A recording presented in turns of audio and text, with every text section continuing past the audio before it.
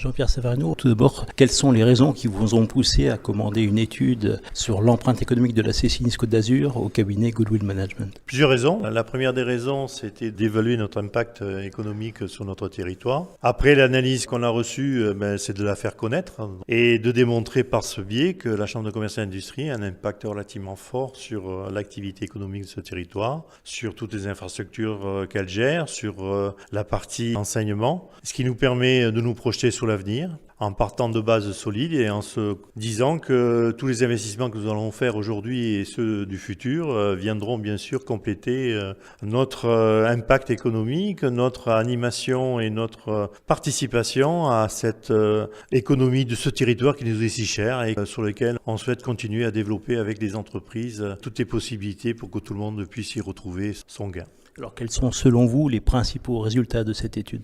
Et les principaux résultats, c'est qu'on a quand même un impact relativement fort, puisque l'impact économique global est évalué aux alentours de 4 milliards. Mais ce qui est important, c'est qu'on remarque que notre investissement que l'on fait au quotidien, quand on investit 1 euro sur ce territoire ou qu'on reçoit 1 euro, eh bien on le multiplie par 13. Et donc cet effet multiplicateur, cette façon de visualiser qu'un investissement bien géré peut apporter un impact économique très fort, eh bien, ça nous conforte dans notre positionnement et surtout d'accompagnement des entreprises et surtout de la gestion de nos infrastructures.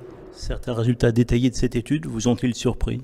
On va dire agréablement surpris. Oui. On pensait avoir un impact fort dans certains domaines. Il s'avère que, en faisant l'analyse, ça nous permet d'identifier tous les secteurs sur lesquels nous sommes intervenus ou nous intervenons. On a tendance à oublier les choses. Une fois qu'on les a faites, on pense qu'on passe au futur. Mais ce qu'on a fait avant, aujourd'hui, on en voit l'impact.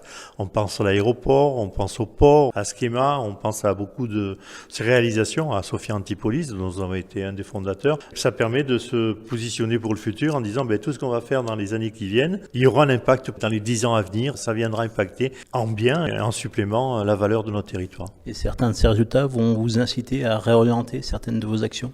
Bien sûr, c'est un enseignement. Ça nous permettra une aide à la décision. Le but étant bien sûr justement que cette aide à la décision fasse en sorte que tous les investissements et toutes les orientations que l'on prend, il n'y a pas que les investissements, aillent plutôt du côté profitable. Et cette analyse va nous permettre d'avoir une analyse très fine sur certains domaines ou dans certains secteurs. Et là, c'est primordial pour nous aider à ne pas nous tromper pour le futur. Vous allez rééditer cette étude au cours de ce mandat? Elle sera bien sûr tenue à jour.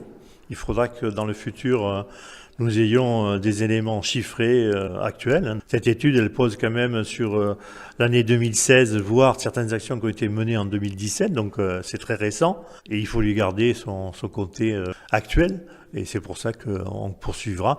On affinera peut-être dans certains domaines des compléments d'études pour aller encore plus loin dans l'analyse.